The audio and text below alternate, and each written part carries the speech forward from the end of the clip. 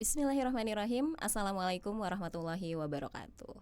Setelah sekian lama Perspektivism tidak ada tayangan, mungkin setelah yang terakhir kita masih turut memperjuangkan kemerdekaan Palestina. Alhamdulillah hari ini sudah mulai kembali untuk menayangkan tentang pemilu 2024. Karena ya itu ya, kita kalau nggak bicara politik tuh kayaknya nggak menarik banget. Dan kemarin seperti yang kita tahu bersama, politik 2024 itu sesuatu yang kayaknya di luar Nurul ya kalau bahasa anak sekarang. Oke, untuk kesempatan kali ini alhamdulillah kita kedatangan tamu yang cukup spesial karena jauh nggak nih Kang datangnya? Ya, datangnya kebetulan lagi di Bandung. Alhamdulillah tuh ternyata. Oke, di sini ada Kang Fajar dan Baik. mangga Kang Fajar boleh memperkenalkan diri terlebih dahulu. Ya baik, terima kasih Teh Isma ya atas undangannya gitu ya. Nama saya Fajar Nugraha. Saya sebagai akademisi ya, jadi dosen juga di Institut Tazkiyah Bogor gitu. Seperti itu Teh Isma. Oke, Institut Tazkiyah Bogor. Terus nanti kan pertanyaan dari netizen yang budiman adalah kenapa dosen Tazkiyah datang ke sini? Dosen apa nih, Kang? Oke. Kemudian saya megang mata kuliah ilmu komunikasi ya, khususnya konsentrasinya memang komunikasi politik nih. Jadi memang kajian-kajian saya memang banyak berbicara tentang komunikasi politik. Apalagi background saya ya dulunya ilmu politik gitu ya, sehingga memang kajian-kajian komunikasi politik Tesma yang memang banyak gitu ya. Seperti itu. Background ilmu politik, terus background ilmu politik, S2-nya komunikasi, S2 konsentrasi komunikasi politik. Sekarang sedang ngambil S3 konsentrasi sama komunikasi politik. Masya Allah. Ini udah mulek banget nih. Pas berarti ya kita bahas tentang pemilu kemarin. Betul. Kang. Ada tanggapan dulu nggak nih Kang? Jadi memang pertama adalah saya harus bilang gini ya. Pertama adalah menurut saya pemilu khususnya Pilpres di 2024 kemarin menurut saya jauh lebih baik lah dibanding 2019.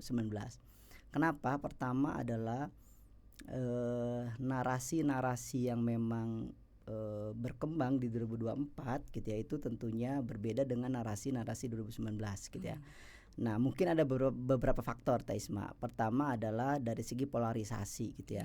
2024 tidak begitu terasa polarisasi karena memang ada 3 kandidat gitu ya. Iya betul. Gitu ya, ada 3 kandidat, orang mau menyerang ini gitu ya dan sebagainya, berbeda dengan 2019. Nah itu catatan saya yang pertama. Yang kedua dari segi narasi yang dimainkan gitu ya. Banyak memang di 2024 ini narasi-narasi program yang memang dimunculkan gitu ya. Narasi-narasi program yang memang dimunculkan gitu ya. Misalnya bagaimana misalnya pasangan Prabowo gitu ya, narasi-narasi program yang memang begitu gencar gitu ya. Narasi-narasi program berkaitan dengan makan gratis. Iya. Gitu ya, itu cukup gempar menurut saya narasi-narasi itu. Yang selanjutnya adalah kesan entertainnya muncul gitu ya, kalau dilihat padahal ya. Kontestannya sama ya. Kontestannya sama gitu ya. Jadi memang ini yang menjadi menarik menurut saya. Tidak begitu singgungan begitu keras gitu ya. Tidak begitu keras gitu ya. Bahkan pasca pemilu juga menurut saya tidak begitu keras gitu ya. Bagaimana misalnya respon Anies Baswedan gitu ya ketika kalah pasca keputusan MK, beliau legowo dan mengucapkan selamat gitu ya. Nah ini tapi memang yang ada gejolak gemericik lah di masyarakat kan kelihatannya kayak wah ini terjadi perpecahan banget nih. Nah Kang. Betul. Tapi tadi ya prinsipnya di bawah pasti ada ya gejolak, tetapi memang tidak begitu terasa seperti 2019 lalu. Gitu ya, gejolak-gejolaknya tidak begitu terasa. Karena kenapa gini? Karena pertama adalah polarisasi basis pemilih, gitu ya. Basis pemilihnya 2019 Prabowo masih ada di sana sisa-sisa basis pemilihnya Prabowo tentunya. Iya. Gitu ya. Walaupun memang misalnya basis kelompok Islam banyaknya ke Anies Baswedan gitu ya. Nah, tetapi tadi basis-basis yang lain juga masih ada gitu ya. Basis-basis pemilih-pemilih yang Islam misalnya yang ada di Prabowo gitu ya. Jadi memang tidak begitu santer. Tidak gitu. Tapi kalau yang ini kan Kang, kalau nggak salah tuh pas yang hari tenang, tiba-tiba kan siapa yang bikin dirty vote itu muncul. Betul. Kan jadi kayak wah kapan lagi nih pemilu di Indonesia Betul. sampai memecahkan, bikin viral Betul, kayak gini nih betul. Kang. Nah, jadi yang menjadi beda adalah gini, yang menjadi karena memang narasi kecurangan itu kan selalu muncul ya. Iya. Baik 2000, kalau kita lihat 2009, kemudian 2014, 2019 sampai dengan 2024 gitu ya. Kan narasi yang dikembangkan adalah memang narasi kecurangan gitu ya. Nah, di dalam pemilu gitu ya, baik 2019 maupun 2024 memang hasrat kecurangan itu selalu muncul gitu ya, hasrat kecurangan. Nah, tentunya kan kecurangan ini yang agak susah memang dibuktikan ketika di Mahkamah Konstitusi gitu ya. Kecurangan itu yang memang susah gitu ya kita buktikan di Mahkamah Konstitusi di persidangannya gitu. itu ya, Betul gitu, itu sih kalau menurut saya. Jadi Gitu. meskipun kayak kita ngeliatnya curang terus semua mau bela juga ya udah gitu, Betul, menerima betul. dengan pasrah gitu kan. Betul, akhirnya memang ya udah gitu ya, seperti itu gitu. Kalau Kang Fajar kan tadi sebagai penilaiannya sebagai akademisi atau sebagai Betul. pengamat nih Kang? Sebagai pengamat mungkin ya. Pengamat ya. Kalau sebagai akademisi ada gak sih yang menarik untuk dikaji lebih dalam nih Kang? Jadi gini, karena saya kajian komunikasi politik ya. Jadi kajian komunikasi politik aspek pesan yang memang yang menarik di dalam pesan kampanye gitu ya. Nah, jadi pertama adalah ketika membuat sebuah pesan, kampanye itu kan bagaimana pesan atau pesan kampanye itu masuk kepada khalayak gitu ya. Dan outputnya adalah khalayak mau memilih kan gitu ya. Nah, yang menarik menurut saya adalah kalau dalam konteks marketing bahwa era sekarang itu bukan produk yang bagus gitu ya, yang baik untuk dijual, tetapi produk yang sesuai dengan kebutuhan. Misalnya gini, simpelnya Teh Isma misalnya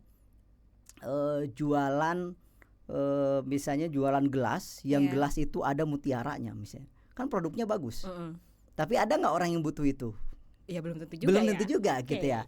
Nah, di dalam konteks politik gitu ya, saya melihat ini penting gitu ya.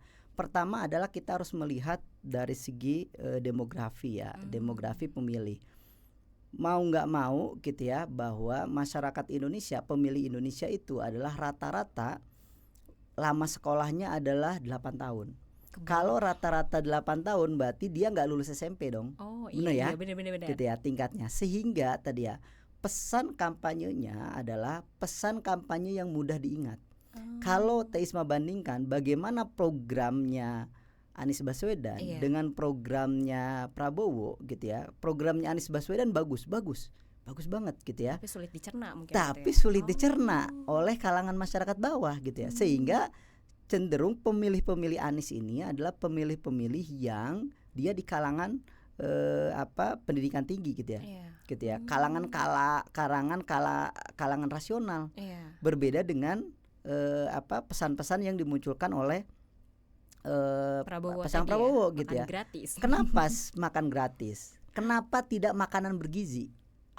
Gitu ya. Padahal sekarang dirubah ya, makan bergizi. Karena gini, narasi bergizi itu kan orang awam harus menafsirkan yang disebut bergizi itu gimana. Apakah makan jengkol bergizi misalnya? Apakah makan pete bergizi gitu ya. Narasi bergizi ini susah dicerna. Tetapi kalau berbicara makan siang gratis, clear. Meskipun nggak tahu ya makanannya apa gitu ya, betul nggak? Meskipun makanan yang penting saya makan siang gratis. Output ketika sudah makan siang ya kenyang kan gitu. Gitu ya. Tidak berpikir dengan makan gratis. Nah, itulah pesan yang menurut saya yang memang dikemas sesuai dengan kebutuhan. Gitu ya, sesuai dengan kebutuhan. Kemudian yang kedua adalah dari segi ini, dari segi bagaimana konteks penyebarannya. Gitu ya, konteks penyebarannya. Nah, pertama betul ya. Jadi Prabowo ini gitu ya. Saya banyak Prabowo karena ya tadi ya kita melihat bagaimana kemenangan Prabowo karena udah mau nggak mau yang menang Prabowo ya gitu. Jadi meskipun saya belum dilantik ya gitu ya. Tapi menganalisis bagaimana sih itu menjadi menang gitu ya. Yang kedua adalah tadi ya, eranya adalah bagaimana era media sosial gitu ya. Mau nggak mau ini yang menjadi tren yang begitu bagus gitu ya, media sosial gitu ya. Nah, sehingga tadi misalnya dengan campaign nyanyi Oke Gas gitu ya, itu kan ciri khas banget ya, ciri khas banget gitu ya. Nah, apakah misalnya Oke Gas itu ditayangkan di TV? Nggak ada. Nggak ada banget, bener Nggak sih. ada. Dia hanya diamplifikasi di media sosial. Iya. Dan itulah karakter media sosial gitu ya. Kontennya konten karakter media sosial gitu ya. Kalau lihat di TV-nya bukan Oke Gas gitu ya, tapi lagu-lagu yang kalau Yang nggak bagusnya salah lah ya. lagu-lagu yang bagusnya atau lagu-lagu apa ya? Apa? Lagu Jawa apa sih yang tren sekarang tuh lagu Jawa yang koplo Jawa gitulah. Gitu ya, dibikin narasi itu Iya. gitu ya. Nah, itu kan menjadi tadi bagaimana pesannya dia harus sesuai dengan segmen gitu ya. Segmennya, oke. Segmennya. Yang kedua adalah channelnya. Oh. Bagaimana channel distribusinya yang pas gitu ya. Mm-mm. Produk bagus, produk sesuai, channelnya nggak pas. Contohnya misalnya kita ingin mengkampanyekan misalnya tadi ya makan siang gratis Iya. gitu ya. Tetapi tadi salurannya tidak pas gitu misalnya gitu ya. Salurannya adalah coba kalau lihat makan siang gratis, salurannya kan bukan di TikTok rata-rata gitu ya, dia melalui spanduk, melalui baliho dan sebagainya. Itu betul-betul ke masyarakat. Di TikTok banyaknya apakah makan Oke siang Gas gratis? tadi. Oke Gas tadi gitu loh. Itu yang saya sebut dengan bagaimana channel yang pas gitu ya. Jadi pesan yang sesuai gitu ya. Ya tentunya kalau bagus lebih bagus ya. Iya. Tapi yang penting yang pesan yang sesuai yang dibutuhkan oleh market gitu ya. Kemudian channel yang pas gitu ya. Nah, sehingga khalayak butuh gitu ya. Sehingga khalayak Sesuai mau pas, memilih kan gitu ya, mau memilih. Nah, itulah menurut saya yang memang harus digali gitu ya. Memang satu sisi narasi-narasi program itu memang harus muncul gitu. Saya Tesma tadi sepanjang jalan nih. lihat ya baliho-baliho karena sedang pilkada ya. Iya, Misalnya betul. baliho-baliho pilkada. Baik itu Jabar maupun Kota Bandung. Saya belum melihat ada narasi program gitu ya. Jadi narasi-narasinya hanya narasi branding ya, brand personal Brand tadi ya. personal orang-orangnya aja ya, Kang, ya? Brand brandnya pasangan gitu Pasangannya ya. mau gimana nih ke Betul depannya gitu gitu ya. Nah, doang. itu belum ada narasi program yang memang seunik, menurut saya seunik Pilpres kemarin.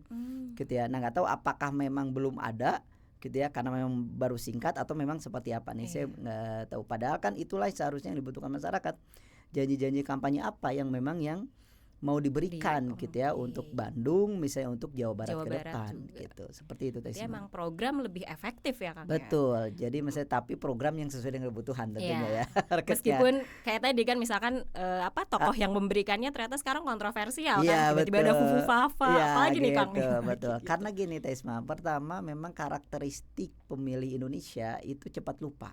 Oh. Gitu ya. Makanya kenapa ya saya menarik juga ya. Misalnya oke kita menjadi oposisi, misalnya seharusnya kan kalau nggak gampang lupa kan misalnya bisa diingat ya. Kok pindah sih betul, harusnya bisa kan ini pindah gitu. misalnya kan logikanya gini, logika sederhananya adalah misalnya tingkat kepuasan terhadap Jokowi tinggi gitu ya, katakan 70% gitu ya. Berarti kan ada sekitar 30% yang tidak puas. Gitu ya seharusnya gitu ya, 30% yang tidak puas. Kalau kita pecah misalnya partai mana sih yang tahun lalu atau yang 2019 yang menjadi oposisi gitu loh. Seharusnya kan ke sana. Logika berpikirnya orang memilihnya ke sana gitu. Orang yang tidak puas ternyata tidak berkorelasi ke sana. Bener sih. Lupa aja langsung milih lagi gitu ya. Orang milih lagi lupa gitu ya. Nah, ini memang penting ya bagi partai politik, bahwa saya selalu bilang bahwa tugas partai politik itu bukan tugas 5 tahunan. Gitu ya, yang dia turun ke masyarakat ketika momentum pemilu atau mendekati pemilu, pilkada aja gitu ya. Atau sekarang setelah dilantik udah beres, bukan itu. Benar. Gitu ya. Tetapi bagaimana bentuk edukasi pendidikan politik itu amanah undang-undang partai politik. Bagaimana membentuk pendidikan politik ke masyarakat gitu ya. Biar nggak kayak gini terus ya kan kasusnya. Betul. Yang dijual program gini, terus betul gitu ya. Jadi terus-terusan habis dengan misalnya money politik gitu ya. Ya itu kan banyak lah beberapa podcast gitu yang menyebutkan bagaimana biaya politik caleg gitu ya. Itu nggak sedikit gitu ya. Untuk jadi anggota dewan itu perlu uang yang besar ya gitu kan ya, betul. M kan gitu ya. Nah, itu kan tadi itu kan akibat ya tadi rendahnya pendidikan masyarakat terhadap politik. Nah, itu tanggung jawab siapa ya? Tanggung jawab partai politik dalam melakukan sebuah proses pendidikan politik. Gitu. Atau jangan-jangan partai politik senang gitu ya, atau jangan-jangan para kapitalis gitu ya, atau Iya, kapitalis berarti itu orang kapitalis. yang pengusaha yang terjun di dalam Mm-mm. dunia politik Malah senang kelihatannya gitu. pengusaha yang lebih banyak Betul memonopoli ya gitu. Kang. Nah itu yang menjadi PR bersama lah gitu ya. Iya. Dan partai politiknya juga dilihat di pemilu sekarang tuh kan yang dibahas di Dirty Vote lagi ya Kang ya. Mm-mm. Ada beberapa yang seharusnya dia tidak lolos kualifikasi kan, Betul, tapi betul. tetap maju. Mm-mm, Nah, itu mm-mm. gimana nih Kang? Jangankan mengedukasi masyarakat ya, Mm-mm, partainya sendiri maju dengan apa ya bahasa kita? Tidak sah gitu loh. Betul, betul. Nah itu ya betul. Jadi pertama adalah memang pertama kita harus memperbaiki sistem pemilu yang pertama. Bukan hanya sistem pemilu saja, bahwa kita harus bagaimana pola integritas dari penyelenggara pemilu. Gitu ya. Ini sangat penting gitu ya, gitu ya, integritas penyelenggara pemilu. Gitu ya. Bahkan saya berpikir gini, bahwa apakah memungkinkan gitu ya, misalnya semua dana kampanye ini gitu ya ditanggung oleh negara. Wow, nanti Gitu kita ya. utangnya makin banyak dong Kang. Nah, tetapi bahwa kita mengontrol sumber dana. Tidak boleh gitu ya sumber dana yang masuk selain dari sana gitu ya. Karena kalau nggak gitu Teh Isma tadi ya banyak celah yang bisa yang bisa memainkan peraturan gitu ya. Di banyak titipan ya. Di banyak titipan gitu ya. Nah, ini kan menjadi menjadi masalah gitu ya. Makanya ya tadi ya misalnya kan regulasi itu kan sifatnya kan bisa dirubah ya. Gitu ya. Regulasi itu kan bisa rubah gitu ya. Bagaimana perubahan yang begitu cepat misalnya ketika MK gitu ya memutuskan tanda tangannya doang gitu ya. Itu kan begitu cepat berubah benar-benar gitu ya. nggak ada waktu. Betul. Dan itu apakah itu disiapkan? Menurut saya pikir itu disiapkan gitu ya, disiapkan ke sana gitu ya. Sampai misalnya kemarin hampir aja kan gitu ya kita ketika keran pilkada gitu ya yang 20% syarat untuk mencalonkan itu dihilangkan, hampir saja kan mau dirubah lagi di dalam DPR. Tapi bagaimana pesan media sosial maupun gerakan massa itu mampu mengawal itu. Gitu. Jadi tetap dibutuhkan lah ya masyarakat. Dibutuhkan betul ya masyarakat untuk sebagai sosiokontrol ya gitu ya. Sebentar Kang, kayaknya ada satu subjek yang mungkin akan berperan juga ya di selama pemilu atau pilkada ini, lembaga survei Kang. Kang Fajar sendiri menilai lembaga survei itu gimana? Kan orang bilangnya bisa dibeli lah, apalah gitu. Memang ini sebuah tantangan ya. Pertama adalah lembaga survei ini kan kenapa sih perlu survei gitu ya. Nah, pertama adalah yang harus dilihat adalah kenapa sih perlu survei? Karena pertama adalah survei ini harus menentukan sejauh mana sih posisi para calon ini gitu ya. Pilpres misalnya ataupun pilkada calon gubernur itu kan bisa tahu pertama sejauh mana popularitasnya, sejauh mana elektabilitasnya, kemudian di kantong-kantong mana dia yang masih kurang sebagainya. Nah, itu kan kita nggak bisa tahu ketika tidak melalui lembaga survei. Nah, tetapi bahwa lembaga survei ini juga bisa menjadi itu kan yang menjadi diresahkan ya, menjadi opini membuat opini publik. Gitu ya, membuat opini publik. Misalnya gini, bagaimana perkawinan, saya menyebutnya perkawinan antara lembaga survei dan media gitu ya. Jadi lembaga survei yang dia menyiapkan survei ya, kemudian media yang dia memblow up survei itu terus-terus. Ketika itu terus-terusan, itu kan menjadi sebuah opini publik. Belum gitu lagi ya. ternyata media itu ada yang punyanya pro Betul, kemana gitu. Betul gitu ya. Maka itu nanti akan panjang membahas bagaimana kajian ekonomi politik media gitu ya maksudnya. Nah, intinya poinnya adalah tadi sebenarnya lembaga survei itu adalah dia memang harus kredibel gitu ya. Memang dia harus kredibel yang pertama. Yang kedua, dari mana melihat kredibelnya? Ya siap diaudit ininya, diaudit metodologinya. Gitu ya. Karena ketika metodologinya benar, gitu ya, survei itu akan mendekati kebenaran lah. Contohnya gini, kan nggak harus ya ketika kita ingin melihat misalnya apakah satu kelas ini suka combro gitu ya, misalnya satu kelas suka combro, kemudian kita tanya satu-satu kan enggak, itu bisa dengan berbasis sampling gitu ya, sampling. Nah itu kan secara cost akan lebih ringan. Tetapi tadi metodologinya benar atau enggak, yang penting kan itu ya, gitu ya. Jadi diaudit secara metodologinya, gitu ya, benar enggak. Nah itu jadi posisinya adalah dia sangat dibutuhkan menurut saya. Yang kedua adalah sangat dibutuhkan untuk kontrol, gitu ya, kontrol kontrol masyarakat. Misalnya gini Taisma. Dan memang pertama kita coba harus bedakan dulu ya antara survei opini publik, gitu ya, dengan survei quick count gitu ya. Quick count gitu ya, quick count kan misalnya kalau quick count itu bukan survei opini publik, tapi dia survei data hasil pemilu. Contoh survei opini publik itu gini, ketika ditanya bahwa apakah kamu suka enggak dengan pasangan ini gitu. Oh iya saya suka gitu ya. Apakah suka dia dalam hati betul atau enggak kan? Gitu ya. Oh iya saya suka tapi bisa jadi juga, suka enggak juga gitu ya. Oh iya kayak ini, nah gitu kan gitu ya. Jadi suka. Nah biasanya kalau lembaga suka dia akan tanya lagi pertanyaan berikutnya. Dia konsisten enggak? Gitu ya. Dia konsisten enggak dengan pertanyaan-pertanyaan. Jadi untuk menentukan, misalnya untuk menentukan popularitas atau kesukaan gitu ya, atau elektabilitas itu tidak cukup dengan satu pertanyaan. Harus minimal berapa Kang? Minimal misalnya bisa dibikin 5 gitu ya, 5 pertanyaan. Apakah dia konsisten gitu ya ketika menjawab berkaitan dengan elektabilitas tadi gitu ya. Nah itu yang penting gitu ya bagi mengukur, itu yang disebut dengan opini publik. Nah beda lagi dengan, makanya ketika survei opini publik kan kadang-kadang masyarakat nanya, wah kemarin pasangan ini kenapa jadi tinggi tapi sekarang hasilnya rendah. Iya benar. Karena yang namanya opini publik, satu hari ini besok juga bisa berubah. Misalnya perubahan karena apa? Karena ada uang misalnya dan sebagainya gitu ya, serangan fajar sebagainya gitu ya, itu kan bisa berubah gitu ya opini publik. Nah sehingga itulah yang sebenarnya menyebabkan sehingga menjadi kebingungan di masyarakat. Makanya ya menjadi kebingungan di masyarakat. Nah berbeda dengan survei yang basisnya tadi quick count. Kalau quick count gitu ya, teknik samplingnya sama Taisma. Jadi biasanya dia menggunakan multi-stage random sampling ya.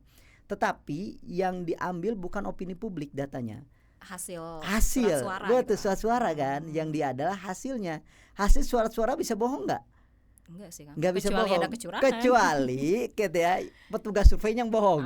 Gitu ya, benar enggak? Dia inputnya yang lain gitu ya. Tetapi kalau opini publik, survei opini publik tadi bisa jadi yang bohong si lembaga surveinya udah benar misalnya, kemudian timnya surveyornya udah benar, tapi yang jawabnya bohong gitu ya. Dia jawab suka pada enggak gitu ya. Tetapi kalau di dalam konteks quick count itu enggak gitu ya. Makanya kenapa hampir pemilu di Indonesia dari 2004 misalnya pemilu langsung sampai dengan 2024 hasil quick count itu selalu sama gitu ya. Nggak jauh beda dengan hasilnya karena dia menggunakan multi-stage random sampling.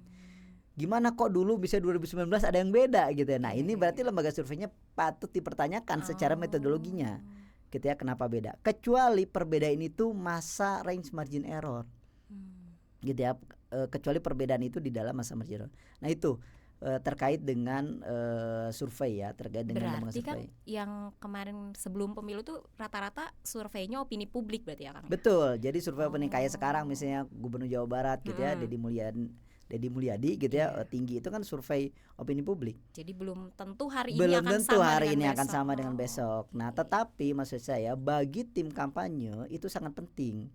Kita bisa ngelihat mana basis-basis mana misalnya si pasangan calon itu yang masih kurang.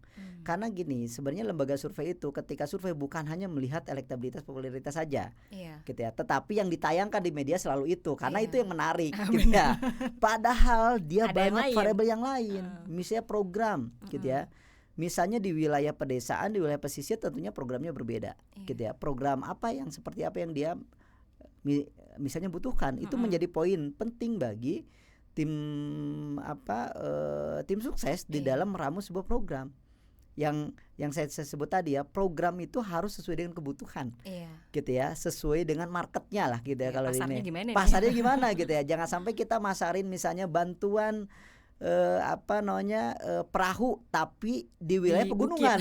Nyambung. Kan nggak nyambung Iya. gitu ya kampanyenya itu gitu ya, Benar, misalnya benar. bantuan misalnya jalan apa jalan mulus pada Banyak jalannya jalan sudah mulus gitu. Nah itu benar. bagian dari bagaimana survei itu dilakukan ketika survei opini publik. Jadi tetap gitu. akan bermanfaat untuk setiap tim Betul, kampanye ya, tim Kang? kampanye. Tetapi kan tadi yang menjadi evaluasinya adalah bagaimana kredibilitas lembaga survei ini sehingga tidak dijadikan alat untuk mempengaruhi opini publik. Oh. Gitu. Karena gini, kan ada mungkin kalau di dalam kelompok kecil, Iya. mungkin Taisma tahu ya, ada misalnya teori groupthink misalnya ya, Iya. di dalam komunikasi ya. Jadi udahlah saya mah ikut yang banyak aja. Benar. Kan gitu ya. Kadang-kadang ikut banyak, nah, masyarakat bisa jadi terpengaruh oleh itu. Udahlah ikut yang banyak aja gitu. Walaupun groupthink misalnya di apa konteksnya adalah komunikasi kelompok gitu ya. Gitu ya. Nah, jadi apa seperti itu gitu ya. Atau di dalam komunikasi massa ada teori spiral of silence misalnya. Bagaimana orang cenderung diam gitu ya, melihat Ngikutin arus aja betul, gitu. ngikutin arus yang banyak gitu. Nah, itu kan bagian dari apa survei yang bisa merubah tadi ya opini publik gitu seperti itu. Iya, Kang. Jadi dari perbincangan yang tadi Kang, kira-kira apa nih yang bisa diambil sebelum pilkada ke depan nih supaya maksudnya kita tidak melakukan kesalahan yang sama gitu ya Kang? Yang pertama ya tadi ya ketika kita momen pilkada, satu adalah penyelenggara negara ini penting ya, misalnya KPU, Bawaslu dan sebagainya gitu ya, jangan harus betul-betul dijaga integritas lah. Jadilah dia sebagai wasit gitu ya yang memang fair gitu ya, jangan seperti wasit Bahrain Indonesia lawan Bahrain ya gitu ya. Nah jadi saya harus benar fair gitu ya, bagaimana dia harus fair menegakkan sebuah aturan-aturan main, itu yang pertama. Yang kedua adalah etika politik gitu ya. Jadi etika politik itu tidak apa ya disebut dengan etika itu kan tidak selalu harus yang ditulis ya, gitu ya. Tetapi bagaimana mengedepankan etika-etika di dalam kampanye, gitu ya. Itu juga penting gitu ya. Apa semua calon gitu ya di dalam ini menginikan etika gitu ya. Yang ketiga adalah untuk pemilih gitu ya, coba pikirkan bahwa Anda memilih itu bukan karena suka dan tidak suka ke sosoknya, tetapi bagaimana programnya ya gitu ya, bagaimana programnya yang memang dia bisa, tentunya sosoknya kita harus melihat tadi ya, integritas itu sangat penting gitu ya, sepak terjang dia gitu ya, seperti apa sebelum track recordnya gitu ya. Nah itu juga cukup penting. Nah itu jadi itu yang memang harus kita kawal di pemilu apa nih pilkada serentak ini gitu ya, sehingga kita bisa menghasilkan pemimpin yang berkualitas gitu ya. Kalau golput gimana nih Kang? Golput. Nah memang gini ya, golput sekarang kan ada gerakan golput gitu ya. Ketika memang tidak ya, seharusnya ya kita gini, golput itu sama saja kita menyetujui untuk mendapatkan pemimpin yang apa yang tidak baik. Tuh berarti golput itu jelek gitu ya. Jadi misalnya karena kan golput gini, golput itu kan ada dua Taisma. Saya menyebutnya golput ideologis, golput pragmatis. Golput pragmatis itu apa? Misalnya gini, oh saya lagi bekerja nggak mau nyoblos gitu. Itu kan golput kan gitu ya. Jadi golput pragmatis yang memang saya karena kesibukan dan sebagainya tidak dimentingkan. Yang kedua ada golput ideologis. Golput ideologis itu yang memang dari dulu dia mengkampanyekan golput. Nggak ada yang benar gitu ya. Nggak ada yang benar gitu ya, bola gitu ya. Padahal secara dia bisa nyoblos, dia bisa nyoblos. Tapi kalau golput pragmatis, memang dia nggak bisa. Misalnya sedang di luar kota, dia sedang tugas bekerja sebagainya gitu ya. Nah itu karakteristik golput gitu ya. Nah makanya ini konteksnya adalah golput ideologis gitu ya. Bagaimana tadi ya sebenarnya betul kita tidak ada pilihan yang menurut kita baik gitu ya. Tetapi kan mana yang bisa dalam bahasa agama itu disebutnya madorotnya paling kecil gitu ya. Yang dia kita bisa ambil madorotnya yang memang paling kecil gitu ya. Itulah yang bisa kita lakukan hari ini. Karena gitu kalau ya. golput juga taunya yang menangnya yang mudaratnya banyak. Betul, banyak sama aja itu sih, Kang. yang saya sebut bahwa kita sama aja golput itu sama aja tindakan untuk memilih pemimpin yang tidak benar gitu kan gitu. Sehingga nanti misalnya seharusnya dia nyoblos yang menang yang baik, misalnya jadinya yang menang yang tidak baik. Yang tidak baik gitu ya. Jadinya kan gitu. Nah, orang yang golput juga nanti akan merasakan kan kebijakan-kebijakan negara karena dia masih ada di Indonesia gitu kan. Kecuali Gitu. angkat kaki. Di Jangan Indonesia dong. ya gitu maksudnya. Gitu. Oke, Nah, Kang. gitu. Berarti apalagi dengan banyaknya sekarang kan mungkin pemilih milenial ya, maksudnya pemilih Betul. muda lebih banyak Betul, karena betul. masih antipati politik, tapi Betul. ternyata golputnya nggak baik gitu ya. Iya, betul. Oke. Betul. Terakhir Kang, closing statement dari Kang Mm-mm. Fajar Mm-mm. terkait politik, pemilu dan pilkada. Mm-mm. Ya tadi ya closing statement dari saya adalah tadi pertama adalah khususnya saya ngajak kepada pemilih ya. Kepada pemilih satu adalah pilihlah ini adalah produk demokrasi. Gitu ya. Produk demokrasi itu ibaratnya kita milih menu makanan, gitu ya. Kita pilih yang memang sesuai selera kita. Nah, bagaimana menentukan selera itu, gitu ya. Pertama ya tadi ya memilih dengan yang memang dia memiliki integritas yang baik, gitu ya. Kemudian dia memiliki program-program yang baik, gitu ya. Nah, ini cukup penting gitu ya bagi pemilih karena keberhasilan sebuah demokrasi, gitu ya. Itu bagaimana si pemilihnya mampu memilih pemimpin-pemimpin yang baik. Karena demokrasi itu one man one vote ya. Jadi maksudnya mau kelas atas, kelas bawah, kelas menengah suaranya sama. Iya. Gitu ya, satu gitu ya. Nggak bisa kelas atas profesor jadi 5 gitu ya. Suara Tetap satu aja jawab satu. jadi tetap satu. Nah, itu jadi memang kita penting gitu ya. Nah, kedua bagi konsisten, tim sukses dan sebagainya gitu ya, berikanlah pendidikan politik yang baik.